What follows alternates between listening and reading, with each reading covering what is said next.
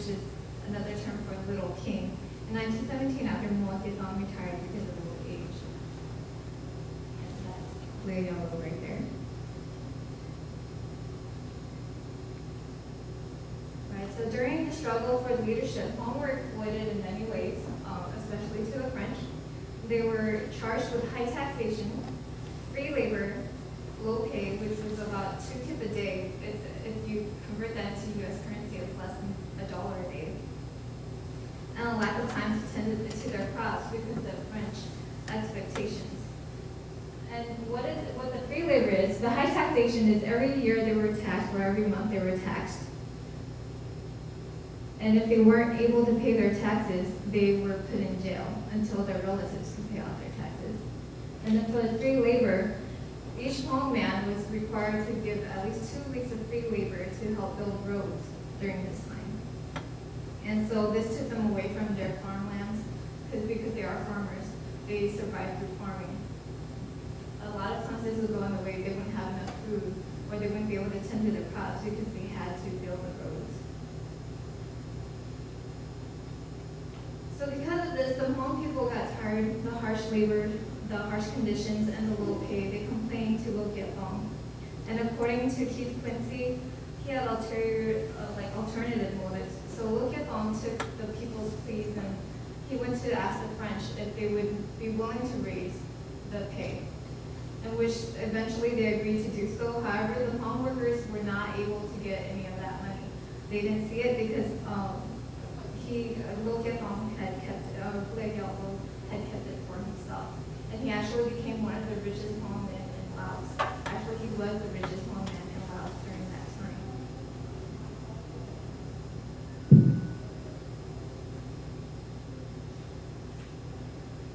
And because of this, the Hmong people eventually found out. They rose up against him. They were angry. Because along with this, he had 2 accomplices to distribute the money to the Hmong. So they felt kind of bad that they were kind of cheating their fellow Hmong, and the word got out and they rebelled. So through their rebellion, Liu told the French that they could probably make the Hmong people go back to work through force.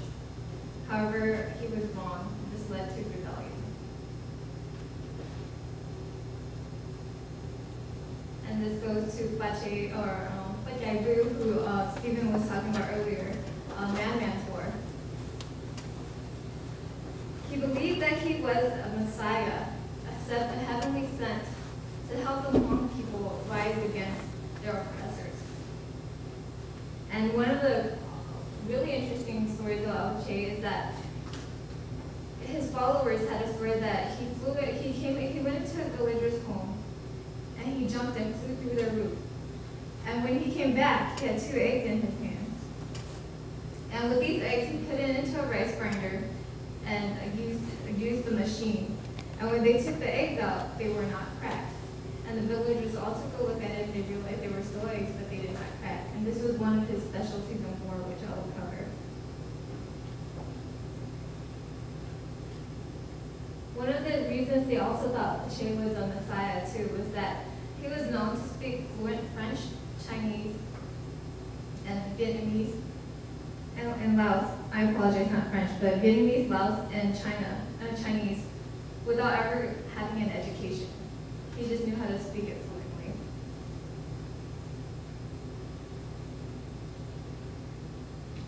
So in 1917, Che revealed that he needed to become the leader, and he led the rebellion, first starting in Dinh Bien Phu. And what this is, they called it the Madman's War, because he first needed to convince the Hmong people not to pay their taxes.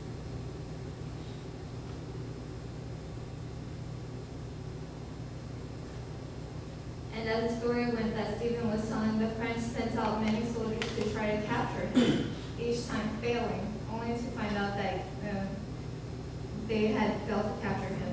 And one of these things was that his followers believed in him being such a powerful person, was that each time the French were going to send somebody out to come get him, he knew how many. And he knew exactly which path they were going to take to come get him, which made the ambushes easy for his few soldiers that went out to ambush. And that's why he was so successful. Other stories of Pache from his followers is legends that he performed an egg ceremony or an egg ritual before every battle. What he would do is he would hand each of his soldiers an egg, and each of them would write their name on the egg. And through that, if you can see, there's an example of names on eggs. But each of them would write their names on eggs, and they would put it into a rice grinder, shown in that picture over there, with the two girls. And they would use the rice machine. And then when they took a look at the eggs, whoever egg broke did not get sent off to war. The reason for this was that he believed it was the omen sent from God, that they would either be injured or die. So he only sent out the men whose eggs did not crack, and this was almost guaranteed that they would come back safe. Another legend about Pache is that he made a magical flag. It's a magical white flag.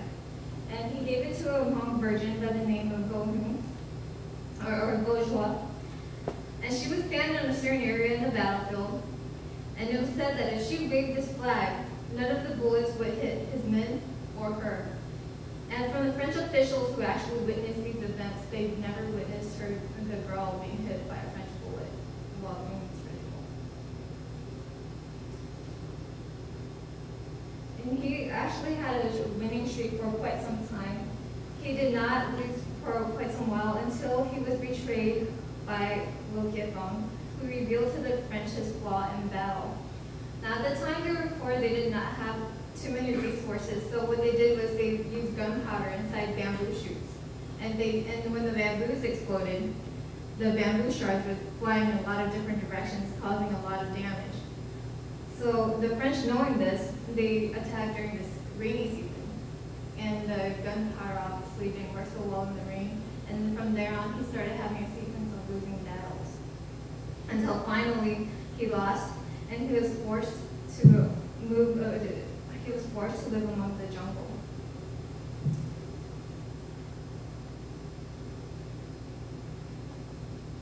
So he was assassinated in 1922 by two of his followers because they were bribed for 150 pieces. And then we go on to the last documented Li Hongdubi, and he's 1939. He was actually one of the first Hmong boys to attend school, French schooling. He was educated in French law and French administration. And he was appointed as Tsing, or another word for Tsing is administrative head by the French. So he was actually handpicked by them. And due to this, because the French thought that he would be a great asset because of his fluency in speaking the language, as well as his, because he knew French laws and their rules. In time, he would surpass what the French had imagined. He confided his support in French towards the Hmong power base, along with ambitions to provide Hmong with schools for their young, hospitals, and roads.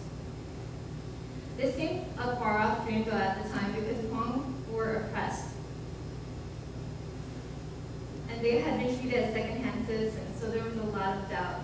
Such examples of these exploitations by Laotian officials were that sometimes they would have Hmong been on their hands and knees with their head down, crawl up the steps to the Laotian official's office, and he would have to sit on the floor patiently until the officer noticed that he was there to be addressed to whatever concern they had gone there for.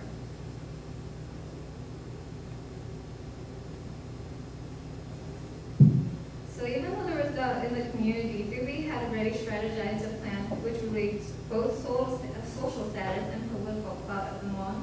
His plan was simple, and it was to make the French dependent of the Hmong. And such dependency came to pass. If such dependency came to pass, then they used the French to pressure and exert their influence over the Laotian political elites to concede political power to the Hmong community. Another part of this plan was to get Hmong representation in the Council of National Government to be granted political autonomy of the local level. This would prove to be two sides of the same coin. Pretty much what it would be is that you would no longer have Laotian officials oppress Hmong people, but you would have Hmong people supporting Hmong people. So there's no more oppressors. This was also possible because he had already taken a look that Laotian demographics dictated that ethnic minorities made up a large portion of the population in Southeast Asia, and only the Laos can be justified or called national minorities, which was fewer than 50%.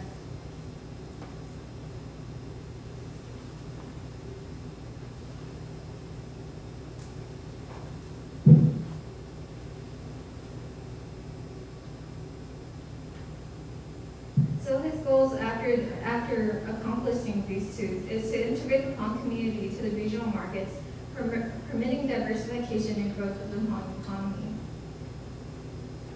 And through this, he would need to make the Hmong indispensable to the French by using, through the use of opium, as Stephen has stated, it became a cash crop. And Hmong were farmers who farmed opium.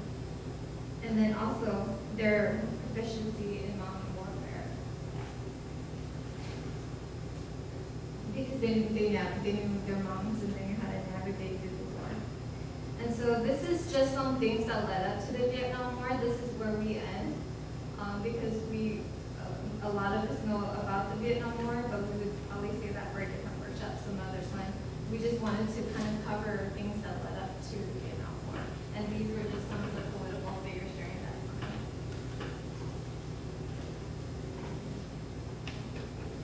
And if you want, we will do the Q&A.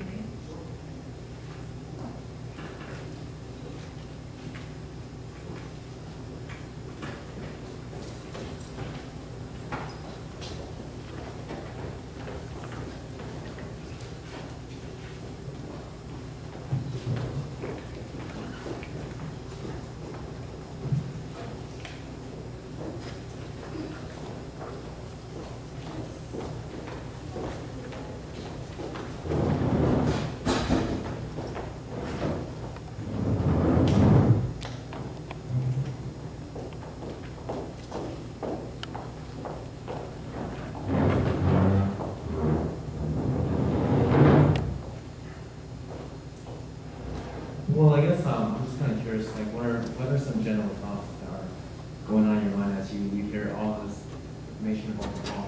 I mean, much of it, some of it we know, but what about some areas that we just newly uncovered today for this audience?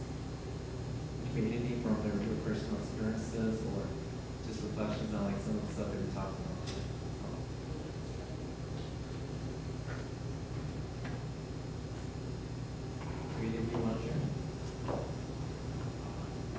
Not so much, but the one thing I did want to expand on and kind of point out was that, yes, the Mong did farm opium and did utilize it as a cash crop, particularly for the French and wherever it came through the region, or as a means of making money.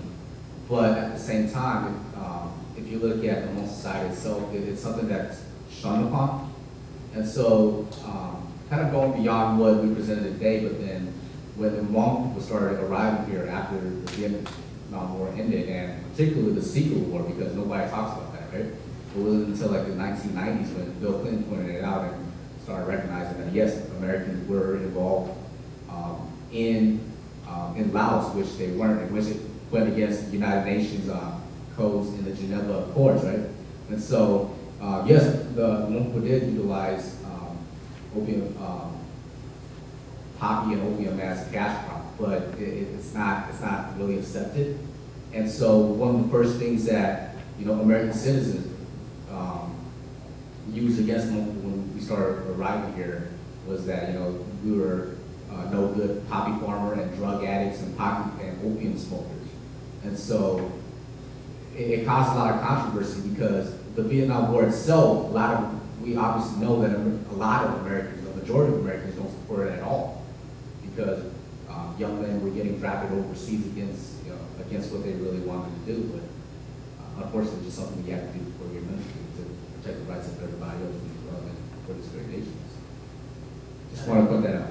And I guess to kind of add on to that, I think somewhere in the book it was described about like opium addiction, and I think stats actually show from the books, that's just an opinion, I'm not sure how accurate it is. They're saying that like the Chinese and like whoever whoever they're selling opium to were actually more addicted to opium than actually the Hmong. So I just thought that was interesting. Can't say that, but interesting standpoint because we always hear about issues about opium within certain Hmong families, but it's not as widespread as one may think. So.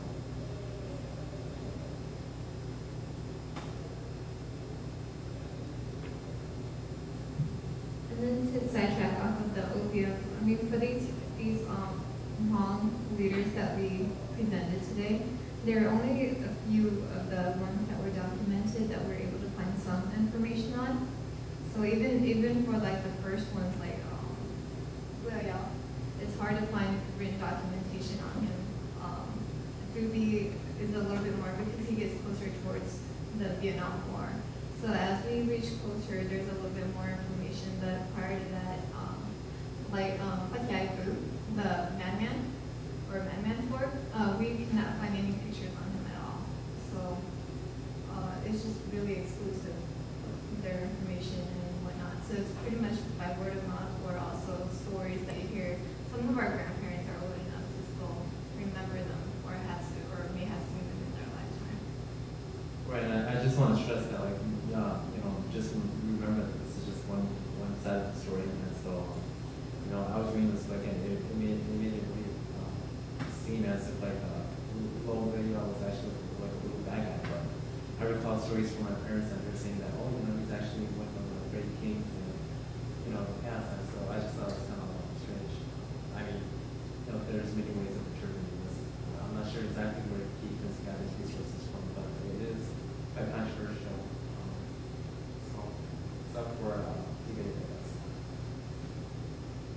And one thing too is that because of the Geneva Accords, not many reporters were able to actually get into Laos at the time to take down notes or record down history. So that's kind of where one of the hard parts come in. And if you follow up about Laos' history at all, it's only been 10 years that Laos actually opened up its borders for international relations and trade. So it's issues like that, political stuff that kind of barricades the access to all this information, and kind of a little bit of the reason why history gets lost too, because obviously people can't get access to it, especially the educated people and the educated from the more privileged countries to actually go in and record this account. So.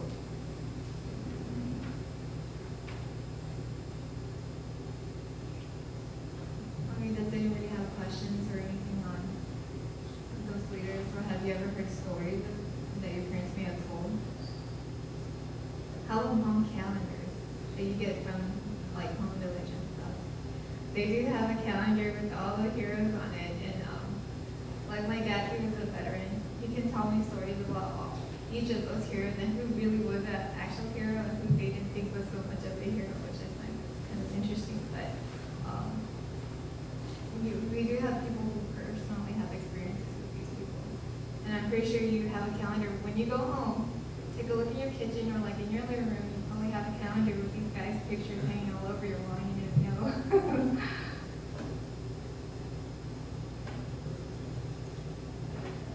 Well, I guess if there's nothing else, then we can close up and Just point out a few things too.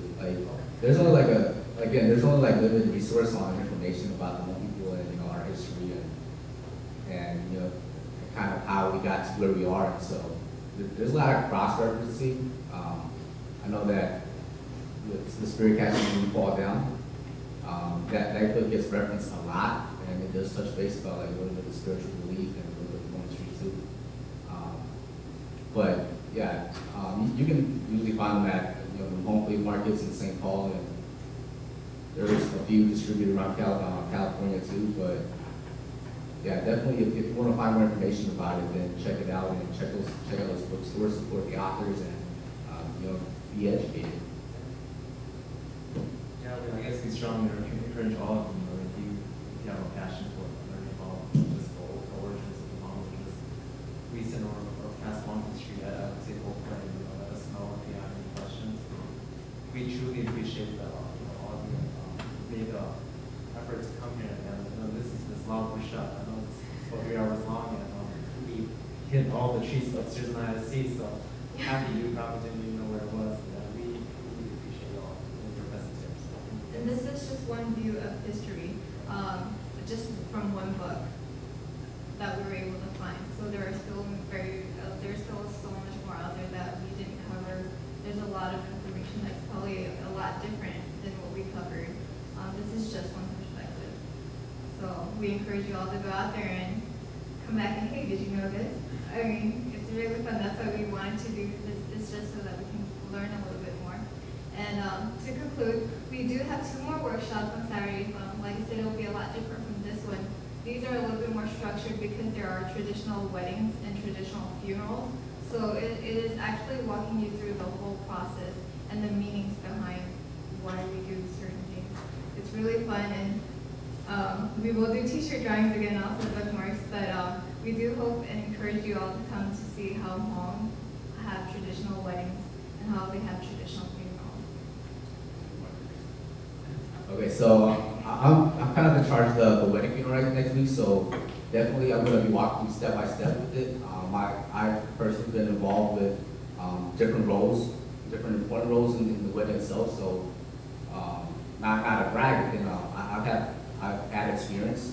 I'm not a make-home or anything like that, but you know, I know the gist of it. I'll walk you through it from, you know, a young person's perspective, and also you'll definitely get it step by step, and it'll get broken down. So definitely come. It'll be really educational, and also it'll be information that you can use, whether for your own wedding or anything else, or anything, even misconceptions that you had about, you know, because for example, we incorporate tobacco use and alcohol in our wedding customs, but why do we do that? And so just come next weekend, you'll definitely find out about it, and it'll be really entertaining. It'll be kind of lecture based, but it'll be an interactive presentation. So definitely come and check it out. I think just commenting on that, I know I've been at the planning meetings with them, and you know, hearing stories about the wedding, and like I don't know a lot about the wedding, the process of it, but just hearing the stories behind everything, there's a lot of details about it, and I think everyone should come next week, next Saturday actually, right? Same time, around 1. yeah, one last comment. I just hope that everyone takes something away from here today. I know that we provided a lot of content, but I hope that at least there's one thing that's sticking with you. So, like for me, it was the whole blue eyes on here thing. Oh my God, right? So, yeah. So thanks. For example, if you're given hands to these who are in work so hard on the history, they have covered most of the stuff that my grandparents have told me, and I believe we just let it through too. So they also